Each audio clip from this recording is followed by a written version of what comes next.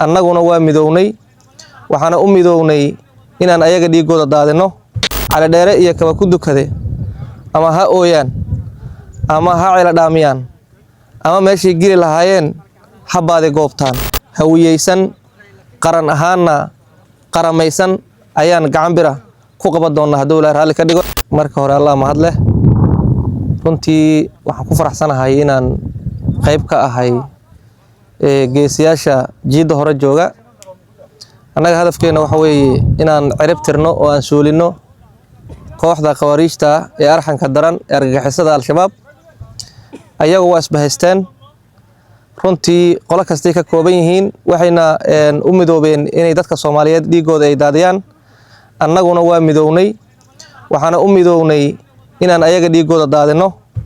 xaqiiqiyan waxay nala jooga rag ka yimid Camaara rag ka yimid Hiiraan iyo Shabeellada Dhexe aan taaganahay hadda dhulka Soomaaliyeedna dadka Soomaaliyeed waa isku mid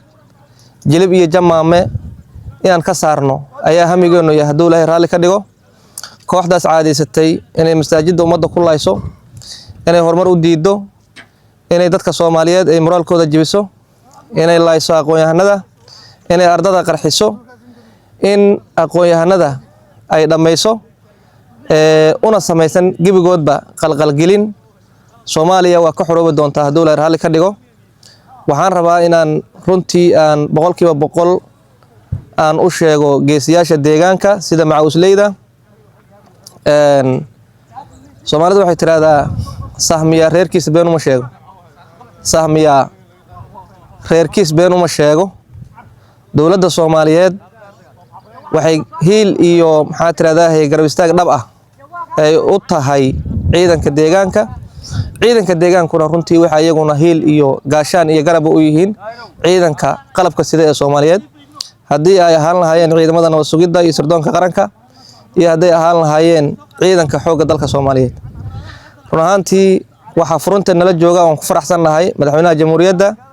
taliyaha hay'adda nabad sugidda iyo taliyaha xooggaba walow aan filayno in xukuumadda naftirkeeda ay furunta hore timaado runtii kaalinta mugale oo ayaguna ay nasiyaan marmarka qaar walaalaha runtii caalamka ayagana mahad celinay mudan yihiin cali dheere iyo kaba ku dukade ama ha ooyaan ama ha cila dhaamiyaan ama meeshii gili lahaayeen habaade goobtaan waa la isfarasaara insha Allah waqtigooduna waa gabaawsi geesinimo iyo firfircooni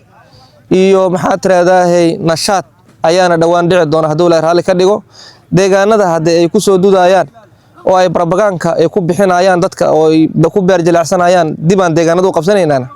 waxaan leenahay waa rafashadii ugu dambeysay neefka xoolaha markii la gowraco lug xoog loo tuura marka waxaan u aragnaa inay rafashadii ugu dambeysay tahay insha Allah hadduu Ilaahay raalli ka dhigana baadi goobkooda ayaan hadda wixii ka dambeeyo galeynaa goobaha ay ku jiraan waa noo calaamaysan yihiin targetkooda saxdaana waa haysanaa hadda jabkooda in mar kale tood iyo marar badanba inta la isku soo aruuriyo